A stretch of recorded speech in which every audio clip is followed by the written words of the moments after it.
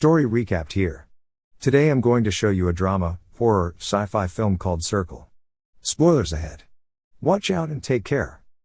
A group of strangers finds themselves in a dark chamber, standing in a circle. At the center, they see a sphere. The group seems composed of a random mix of age, race, sex, gender, professions, and beliefs. They're all confused, having no idea where they are or why they're there. They soon discover that touching another person or stepping off their designated spot will get them killed instantly. They hear an ominous humming that sounds like a countdown, and when it stops, a person gets zapped by the sphere at the center and dies. They soon realize that they are being forced to vote on who gets to die. Their theories range everything from an alien invasion to a secret government project or even the biblical apocalypse. They discover that they can use their hands to vote and that nobody in the group can see who everybody is voting for. To stop the process, they first try voting for a woman who's already dead, but it ends with one person getting killed by random. Next, they try to vote for themselves, but that also ends with a random person getting killed. One person, a relatively young college kid, suggests voting for older people first. This, he rationalizes, is for them not to waste their time deciding who dies next so they can figure a way to stop or get out. An older man says he has every right to live like all of them, but nobody listens, so they vote for him, and he dies. The group tries to figure out how they got there, and one man tells the group he remembers being stuck in a traffic jam to leave the city.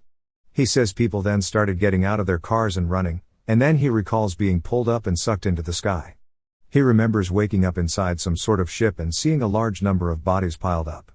3 more older people get voted off, and they soon have to decide who dies next. The college kid suggests killing a 50-year-old woman but is met by a protest by the whole group.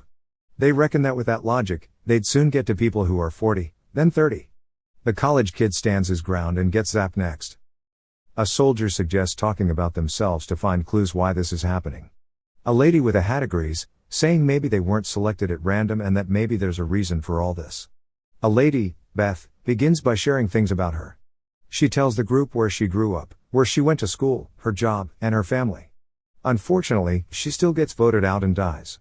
They then decide not to reveal names to keep the process less personal. Another guy, Craig, speaks and introduces the woman next to him as his wife. They then try to figure out who's related in the group, and a black man and black woman tell everyone they knew each other, but one in the group figured they were probably having an affair.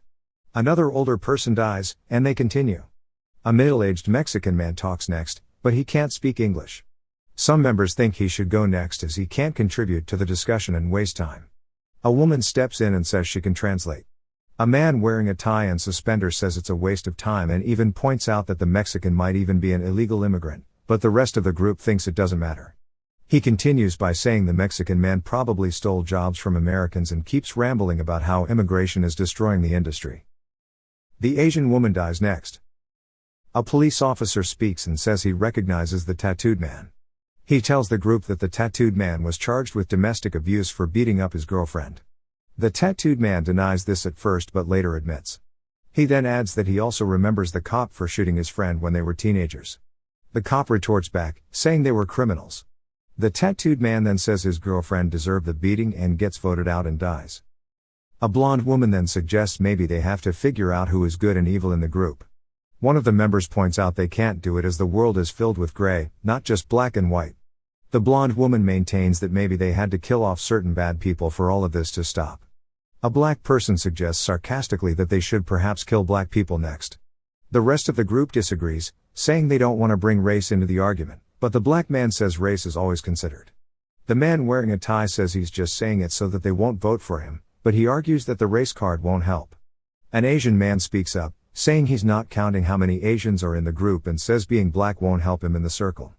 The black man retorts, telling them being black has never helped him anywhere anyway.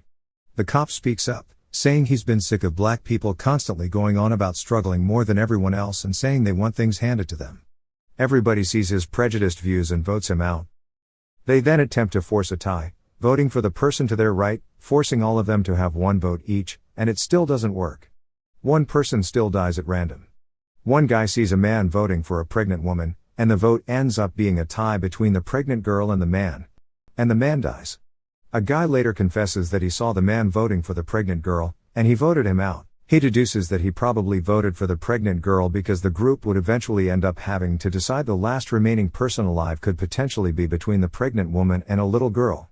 The group sees this, and some of them argue that they should kill the little girl and the pregnant woman to eliminate the need for them to be the last people alive, claiming they'll have an equal chance if they eliminate both of them.